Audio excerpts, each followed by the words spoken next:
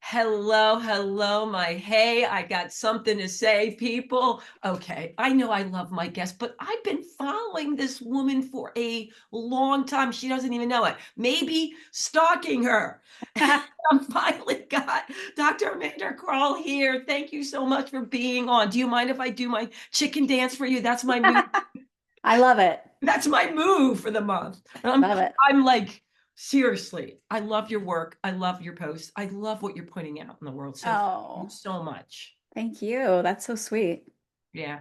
I was like, oh my God, do you think she'll come on the show? And my friend Margaret Andrews is like, Sandy, stop it. All right, right into it with the signature question. What do you do every day, Amanda, to get into that positive, powerful mindset? And do you have a routine? I do have a routine. I'm actually quite introverted, and yet my work means that I talk to people all day. So it's actually required for me to take some time right when I first wake up I do morning pages, which is from The Artist's Way, and I do the Great Work Journal, which helps me like highlight how am I getting closer to my great work. Because once I'm out in the flow of talking to people, teaching classes or coaching or whatever, it's so easy to get pulled by the expectations and stuff like that of what other people want. So I need to ground first thing. And it's all sort of paper and pencil, not very much of a digital person when it comes to that. Longhand writing and then the Great Work Journal every single day. And if I don't, ooh, it's not the best day. Right? Yeah. I have to do my ritual. Yeah. It means so much to me. And when I was looking at what you did, I thought, it just proves everything I've seen throughout my entire life that the people I believe exude pure joy, they Mm, do something every day, whatever it mm. is, to get them in that positive, powerful mindset. I don't care if it's a few minutes, a few hours, and it could be all different, but they do something. So Yeah, there you you go. have to do what works for you and take responsibility for having that joy in place before you go out into the world. Okay, I might steal that line. I like Gladly. All right, let me tell them a little bit about you. Today's guest is Dr. Amanda, a cognitive psychologist, a TEDx speaker, which you have to tune in. It's awesome. I loved it. Great job. And Thank author you. of Great Work. Amanda is also the creator of the Great Work Journal and host of the Unleashing Your Great Work podcast. Also really good. I'm halfway through the procrastination one, so I'm procrastinating. No, I'm not. I'm kidding. Oh my goodness. And host of Unleashing Your Great Word podcast and her TEDx talk, 3 reasons you aren't doing what you say you will do. So true. Has nearly 2 million views, 2,000,001 as of today. And is on a mission to help people to do their great work, work that's meaningful, fulfilling, and truly their own. Mm. Okay, we're going to get into it because I have so much to get through, but the one question I got over and over and over and over is, when did you decided to call it great work? Like when it was like, oh my gosh, my mission is going to be about great work. Oh gosh. That's such a good question. And it was less like I decided and more like it just presented itself that way. The story of how Great Work, the book, got made is a little bit of a winding road. I got a book deal. It went sideways. I sent their money back. That was a book about burnout. Ooh. Um, and I was like, I want to finish my book, the book that I wanted to write, because it was just a misunderstanding. I think they wanted a book that I didn't want to write, and they didn't want the book that I wanted to write, and it was just not a good fit. So. But I was like, but I want to write that book. And so I started writing it, and it was 50% burnout and 50% time management and productivity. Because those are the things that I sort of see as sort of the undercurrent of great work. You have to make sure that you're doing it in a way that you don't burn up in the fire of your ambition. And you have to take responsibility for your time and your joy and all of that by having good productivity and time management skills. So I was writing the book from those two perspectives. And then it was time to send it to the, copy editor and page formatter and stuff. And I was like, I just had this inkling that I better send it to somebody who would read the whole thing and make sure that nothing was missing. And she said to me, it was called at the time the Aligned Time Method. That was the name of the book. Right? And she said, there are a lot of books about productivity and a lot of books about burnout, but where you really moved me was when you were talking about why we would be doing all of this in the first place. And I said to her in that moment, I was like, well, we have to do productivity and we have to manage our resilience and not burn out because this is the work we're brought here to do. Like it's our great work. And like out of my mouth just came the and I was like, oh wow, I really believe that. And so Mm. instead of being about the tactics of not burning out and being productive, it got reorganized into like, let's really talk about what matters the most to us. And then we have a reason to do the hard work of not burning out and being productive and managing our time more efficiently. I love that. And I was thinking about some of the things I've done my entire life. It was when I was getting pushback for someone. I'm like, no, that's not what I want. And I kept talking. And then finally something came out. Well, wait a minute. That's Hmm. not what my mission is. Yeah. All right. So this falls right into your power statement. I said, what do you want to tell women around the world and men that support us? And you said, your great work is calling. Overcome burnout, procrastination, and perfectionism so you can live with passion, purpose, and impact. Hmm. That's a lot. It is. And I think at the heart of it, though, is believing that you have great work inside of you. I think the number one piece of pushback that I get, like people can get 100% on board with like a tactic very easily. Oh, yes, Pomodoro method, or oh, yes, the Great Work Journal. But then they still will say, but I'm just not sure that I have great work. I'm just not sure that I'm the kind of person who's like here to do great work. And I'm just here to tell you that you do. I have talked to hundreds of people and it doesn't look the same. I mean, you might not be like a, frontline worker in a healthcare crisis or at a war zone. You might not write a book. All the things we think of as great work. You may not discover the cure for cancer. But the thing that's calling to you from the inside, that when you see other people do it, you're like, ah, I wish I could do that. Or you have always been sort of on the edges of it. There's something there for you. And life is short and you should get to it so that you can live with as much like joy and sparkle and interest and curiosity because your relationships will be better, your health will be better, you'll be so much happier. And all of that matters way more. But I've also found that in this day and age in particular, if you're doing what you're passionate about, if you're bringing the spark to it, you're making more money, you're getting more opportunities, more people want to collaborate with you. It's like, it is a competitive advantage to doing your great work. And so whenever you think, I'm not sure like that this is relevant to me, just like borrow my absolute conviction that it's relevant to you and all of us. Okay. So then maybe it's the definition of some people that's going through their head. Like you said, like, great work. I've discovered the cure for something. Right. And that's tripping them up. So, like this one woman, we'll call her Sally Bell. Okay. Dear Amanda, I'm a grandma. I love Mhm. being a grandma. I feel it's been something I've wanted to do my entire life. I Mhm. finally, one of my four kids decided to give me what I wanted. I'm a grandma. And she keeps saying that. Yeah, Can't she's that psyched be about my it. great work? Absolutely. It is your great work. It's not like, and first of all, like you get to decide, right? If you say, you know what, this is the happiest I've ever been, I feel like this is the culmination of all the lessons I've learned in my life about how to love and how to care and give back to my family. And it's like, it really feels like this full heart experience for you, then it is categorically your great work. It just is. And so I would say lean into it. Figure out what do you love about it. Do more of that.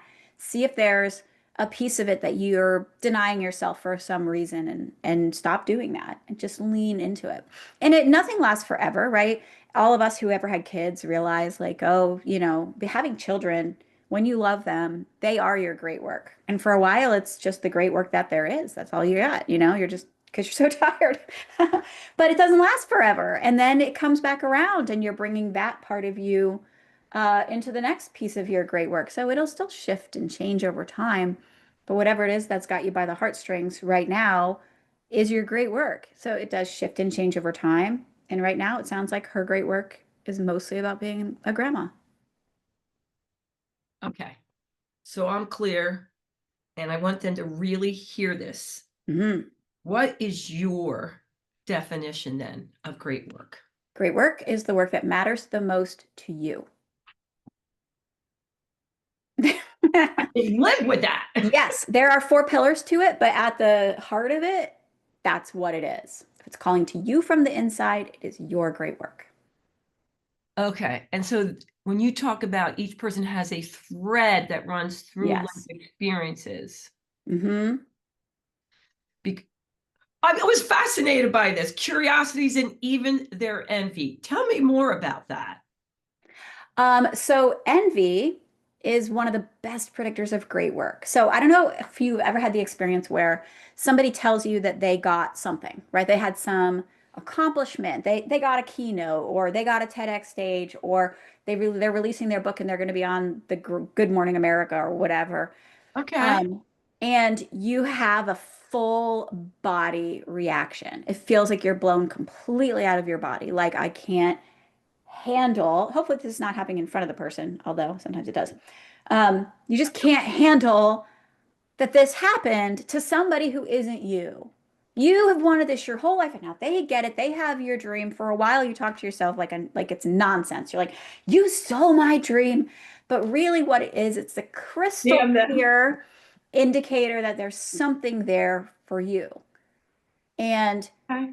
sometimes we feel it in milder ways like that, but everybody that I've talked to who really sat and thought about it for a while does eventually hit on something. And it's either something that they then went and did and really loved, or that's happened to them a few times throughout their life. And they're like, well, someday I'll get to it. Someday I'll get to it. It's then the reason it feels like a thread that goes through all of your experiences is that it's often coming at the same desire or the same interest from different directions because it's something that's been with you since birth. Okay. So I'm going to look at envy in a whole new way. No, Yeah. I get what you're saying. You're right. Like you don't say it to them, hopefully, although your body could. Yeah. Like, Yeah. you? Come Yeah. on. I wanted that for 25 years, but Exactly. fire you up. Then Yeah. when you settle down, embrace them, abundant mindset. Doesn't mean you can't have it. Right. But just reminder, and then Yeah. fuel it to get what you Yeah. need to. It's a It's great sign. It's a really important sign. okay. I need paper. I got a lot of those over here. I'm gonna write down.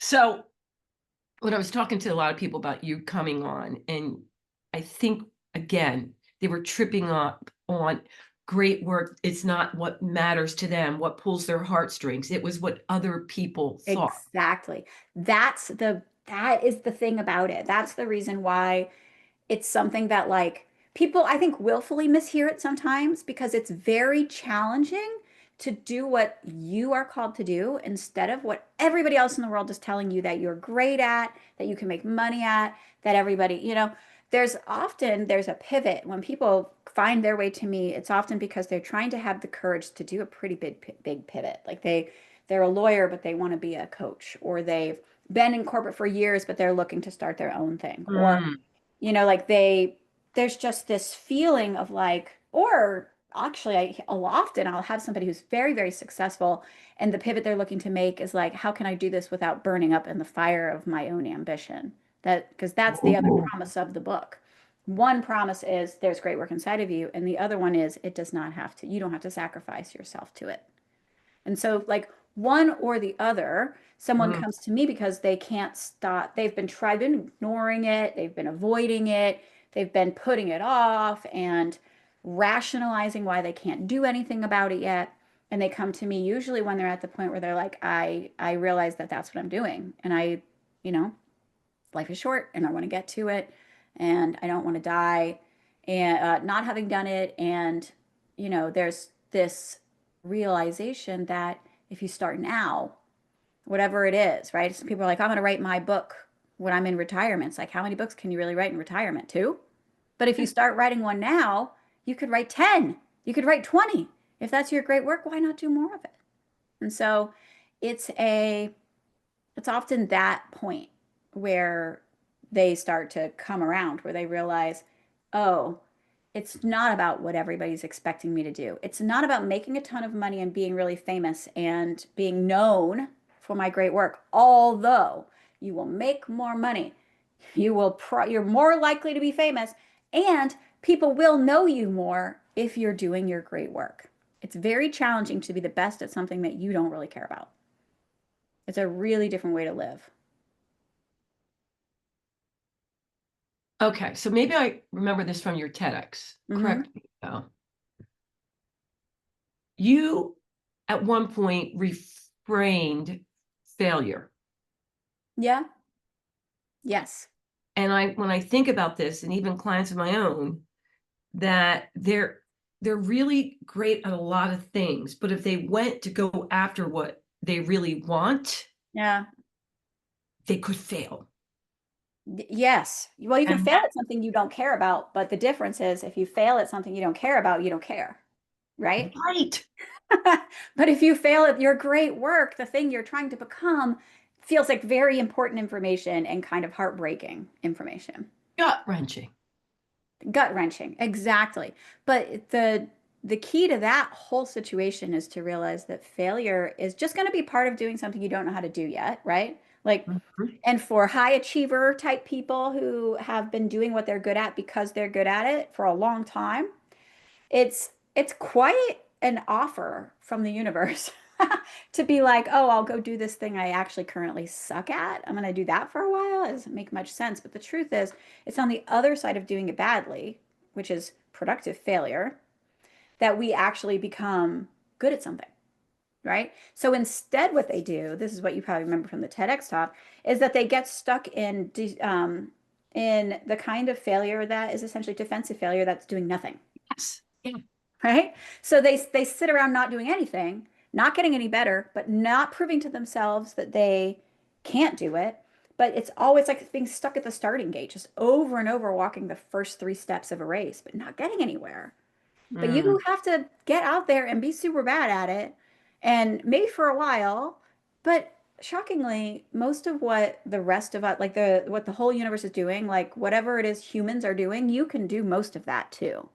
You just have to be willing to be bad at it for a little bit until you get good at it. And then you can get really, really good at it. But you can't do that if you don't go through the part where you're bad at it. I needed you in my life 30 years ago. I used to say to people, failure to, not many people got this. Failure to me was not putting myself out there. I suck wad, but it would bother me more Hmm. if I didn't put myself out there. And even my husband would say, why do you keep doing that, even though you did that, failed and failed and failed? I go, eventually I'm going to figure it out. And I did. And And you I did. loved it. And I Yeah. loved it. Yeah. Yep. It's true. And I think it's fair that it's hard, right? Like when something is really yours, right? And you really want it, and in your heart of hearts, when you sort of drift off in your mind, to the land of daydreams or whatever, there you are doing whatever that thing is, right? Like getting your lifetime achievement award for whatever, or being on Good Morning America or whatever it is, like it feels so risky to risk that dream. But eventually, you have to ask yourself, are you more willing to risk the dream and maybe get it? Or shockingly, once or twice, not often, but once or twice, I've done the thing that I wanted to do. And I was like, oh, well, that wasn't what I wanted it to be. And now I get to not waste my time worrying about finally getting to that. It's just information. You get to be the boss of your life and go through lots of different dreams and become good at lots of different things, but not if you're unwilling to be bad at those things first. Mm. I want to just push pause right there and keep playing it over and over again for my people, because I think we all need to hear that. And all the listeners and viewers, they are all wanting to make the world a better place. And they're Yep. all high achievers. Hmm. But over and over again, it's crazy town how there's such high achievers. They've accomplished so much, but they still second guess themselves on what they really want to do. Like, Yeah, it's it is. Well, I mean, listen, think how much higher the stakes are for somebody who's really great at something to let go of the thing they're great at to do something they're bad at. There's always this option to go back and doing the thing that they might be bored at. It might have mattered a ton to them before, but now they're kind of over it.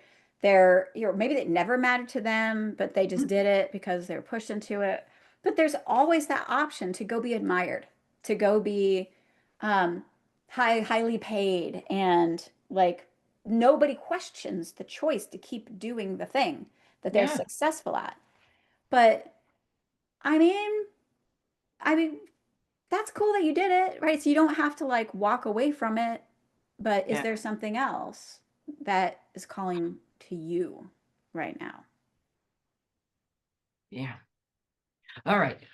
I'm thinking. I got some things too. All right. That's another show, but let's break it down into smaller pieces, because I do this. And some people say one thing, three things that'll move you forward. I love that you say prioritize what matters most. Each morning, identify one thing that day that can move your great work forward. And it can be little, right? Just Oh, one. yeah, it has to be little because very often what we have, especially if we have a busy, full life full of the things, we can't just, I mean, the vast majority, maybe every single client I've ever worked with, nobody's burning the boats, right? Like nobody's walking away from their family and their job and their security and like cashing out their 401ks to pursue their great work. Like that's not the story. Instead, it's like, I'm going to do a little bit and I'm going to get a little closer. And then over time, over the course of a normal, sometimes shockingly short, like 2, 3 years, and you're all up in your great work. It doesn't take long because it's meant for you, right? It's the universe is going to meet you in that. But sometimes it takes longer because you've got little kids or you have to work at your government job for 10 years so that you can get your public service loan forgiveness. Like real life is happening to people, right? This is not some fairy tale situation. Mm, But so sometimes all you have is 10 minutes. Sometimes you have a couple hours, and sometimes you get like a whole weekend by yourself and you can really move something forward. yeah. Whatever time you have, my point is find as much of it as you can inside the confines of your real life and move it forward every week and every day. I love it. Okay. So we got to get into the meat of this, All because right. everybody wants to hear about break down your goals. 5 levels of goal setting. Yeah, let's talk about it. Let's just go through it and break it down, because when I put that out to all my peeps, they were like, oh my God, she makes it seem so doable. It is doable. All right, so let's go. Okay. Break it down for us again. All right. So in chapter 4 of Great Work, there's this upside down triangle, right? And at the very top is vision. And that's like the broadest, furthest away from you, right? And there's two pieces to this that it's important to understand. One is what the timeline is for that level of goal setting or ideas. And the other one is like, how do you work with it, right? So a vision is not actually meant to be worked from directly. This is one of the things that I find makes people most frustrated when they're trying to set goals. They set a goal, like I'm going to be a New York Times bestseller. And then they're like, how do I get closer to my New York Times bestselling goal today? And it's like, you don't even write yet, right? Like you don't even have a blog yet. You haven't written a single like page or outline. It's very frustrating that the space between you and that vision is just so big. Yeah. So we need that vision, but it's not meant to act as motivation. So, or not, it is meant to act as motivation. It's not meant to act as like an informant where you do 1/100th of it, right? It's instead a magnet. It's meant to pull you forward. Okay. So it has to be a little bit beyond what you could imagine being possible, or it wouldn't excite you. So you have to keep your vision out there, exciting, interesting, pulling you forward. Okay. Now, that's so it's going to happen someday and you don't know how. And how do you work with it? It's honestly, it's a whole lot of visualization, dreaming about it, thinking about it. Like it's just, you have to like sort of activate the vision. That's what you do. Underneath that is the question, okay, if that's going to happen like someday, like I literally do not know when, 5 years, 30 years, I don't know, then you need to have something that you can start to really understand your real life in relationship to it. So the accessible aspiration is the 1 to 3 year version of the vision. So it's like if I want to be a New York Times bestselling author, then in a year or two, I want to have written a shitty first draft of a book, for example. Gotcha. Gotcha. You still don't quite know how to do that. That still feels very far away, but you think, you know what? If I really thought about it hard for a couple years, I could do that. It feels actionable, right? Mm-hmm. Then you drop all the way down to 90 days. So then it's like, okay, in the next 3 honest to God months of my life, so we're recording this in October, so November, December, January, what could I actually do in like not June, July, and August, November, Thanksgiving, December, Christmas, January, really cold, right? Like those are the real months we're talking about. What can you actually do to get a little bit closer to your great work in those actual months? So then I ask people to set 3 goals. One is a stretch goal. That's sort of like the great work goal, you know. One is Mm-hmm. a support goal, which is like it's more of something that supports the sanity or the stretch goal. And then a sanity goal, which is about having something that keeps you joyful as you're stretching so much. But if we think about only the stretch goal, it might be in the next 3 months, I want to write one article about the thing I might someday want to write a book about, right? Okay. Okay. And then it's like, okay, if I want to write, and let's say it's like you have somewhat of an ambition here. You want it to be in the New Yorker or the Atlantic or whatever. Like you want it to be published in an outlet, right? Mm-hmm. So then you think, okay, in 3 months, I need to have a draft of that. Then what can I do this week? Having done nothing but trying to get to a shitty first draft of an article in 3 months. So then it's like, okay, well, this week, what I really need to do is figure out what other people have written about that topic. So this week, I'm going to do some research, and you set it up so that you know whether you've accomplished it or not. And then it's like, okay, well, what can I do in the 10 minutes I have today? I only have 10 minutes. Well, you can do a quick Google search and send yourself a couple of links. So now you have 5 minutes, you have 5, 10 minutes in a day. You know how to get your day to line up to your week, and your week is lining up to your goals, and your goals are lining up to your accessible aspiration. And if you just keep doing that, you will eventually get to some version of your vision. Whether you're ever a New York Times bestselling author is actually not the point. There's something about that that gets you excited. As you become more familiar and like at all aware of what it takes to do these things, that vision will change. But the beating heart of it will stay the same. Yeah. Yeah. Okay.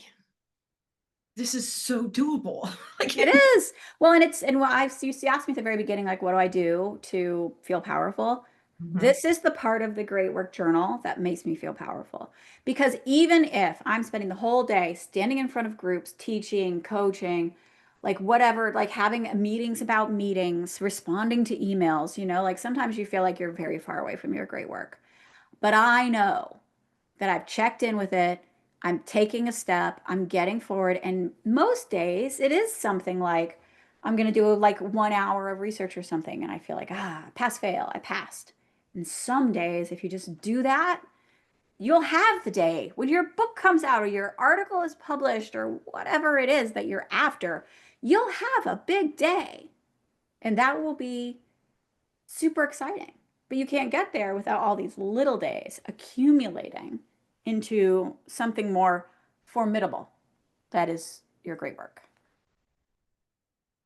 So I have to ask you this because there were 5 people that wanted to know. Have you Okay. ever met I think I know the answer. Have you ever met anyone that you couldn't find the underlying passion, purpose, or great work? Ah, no. And I would like, I don't even, I'm like, I knew that question was coming because everybody thinks they're the one, right? They're like, I'm not ambitious. And it's like, but think about what was her name, who her great work, Sally Bell. Sally Sally Bell. Bell.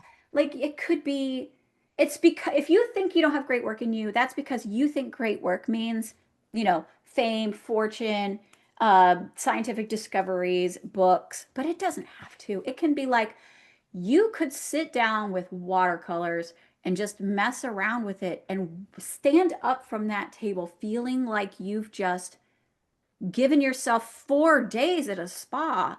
There is something in you that wants to be expressed. There is somebody who you want to help. There's different kinds of great work, right? Like whatever it is that is, I always tell people, listen to yourself and believe what you say. Don't argue. That's not good enough. That's not great. That's not real. That's not important. I should be doing like my brother did and go join the Peace Corps. No, that was his great work. What's your great work? Listen to yourself. Give yourself the right to be delighted by your own work. Not all the time. I'm not delighted by my work all the time. I have to file my taxes. But also, for the most part, if I'm filing my taxes and that's super annoying, I know I'm doing it because I'm in the pursuit of my great work and Yeah. not being in debtor's prison is in service of that. That's a good thing. Yeah. Okay, so I just want to make sure I got this clear. Hmm. You just said, when it's your great work, there are going to be pieces of it that you may not really enjoy doing, Of course. but you know Yeah. it's because of the great work and there's other things come along with it. And that's what you said. You don't want to be in debt or debtor's prison. Debtor's prison, right? Yes. And also, like, sometimes it kind of just depends on how you think, right? I think of myself as one, like this might be getting kind of abstract. Like I'm just one person, right? Like I'm the same person who's writing the book, which is the great work. And for the vast, right now, it's my great work. Well, and coaching and all of that. But the thing I'm stretching towards right now is I'm writing a fiction novel. And I really do love working on it. And right now, today, just before we got on, I'm reading through it because I got confused about tense, whether I wanted it to be in present tense or past tense.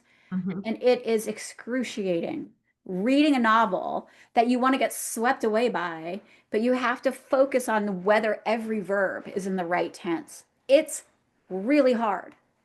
But I can't get to the part where I'm querying agents until all the tense is in the right. So in this moment, like my great work is asking me to do something that's actually very hard for me. I'm not great at that sort of very minute detail. But I'm just sitting here doing it and I think, you know what? 2 more days and then I'll be done.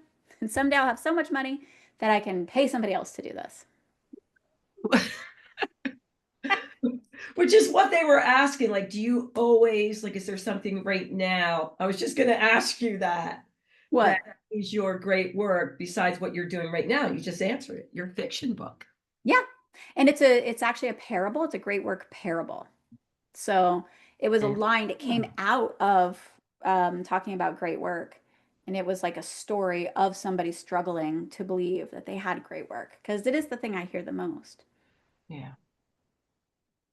And I love that. And I know it sounds like, well, that's got to be the case, but it's good to hear that you use your workbook every I day. do. Oh yeah, I can show you all 4 of them from this year. Like filled out, marked up, beaten down, covered in coffee.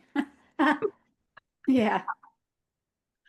Amanda, I knew it would be awesome. And you should see my scribble scrabble, not just for the listeners, but for me, I so appreciate you being on. But before we wrap up, how to get things. Can I just say, your freaking October 29th event, I hope you'll be there. I mean, I love Halloween, but for face your fear to bring your scary dream to life. Don't let fear. Oh my God, this is ingenious. I So love a good Halloween event. it's ingenious. It really Yeah. is. All right. Before we get into that, is there anything that you wanted to tell the peeps that we didn't get out? No, I think I would just say that the tactics of great work matter, right? So once you know what your great work is, like go read the book, like find out what the 5 backing out strategies are. Like there's things that make it easier to do great work, but none of it feels worth doing until you've tapped into some sense of what really matters to you. So that's something that, like, I hear so often that if you go to my website, which you are welcome to do, the banner on every page is like, not sure what your great work is? Take this free course. Like, it's free for a reason because we all have to just figure out what our great work is. Otherwise, it's just not worth all the mindset drama and, hard work that's required to do your great work. So, first and foremost, just believe that there's something for you to uncover. Okay, now how Yeah. can they find you? How can they purchase your books? And how can they sign up for your October 29th event? Yes. So, okay. So, this is the easiest way to begin walking down that path. Go to greatworkfreechapter.com. Okay. That redirects to a page where you can download the author's preface to the first edition, the intro, and chapter 1. So, it's a significant chunk of the first part of the book. And then read it, see if you like it. If it works for you, then you can find it, on Amazon, on my website, wherever. Get the book if you want. But it redirects you to my actual website. So on there, that's where you can click events, which will take you Gotcha. to all the events. You can click the great work page, which will take you there to get the banner across the top is there. So if you want to take the course. So I would say greatworkfreechapter.com brings you into the universe. And then the event on October 28th is free. It's a 1 hour kind of lunch and learn from 12 to 1 Eastern. And we are talking about exactly kind of what we started talking about here, which is if it's your scariest dream because it's the one that matters the most to you. Yeah. So come and join us. It'll be so great. It's going to be awesome. All right, my hey, I got something to say. Women and men that support us around the world. Come on. You can't even imagine somebody that wouldn't benefit from Dr. Amanda. So share, rate, like, subscribe. It is much appreciated.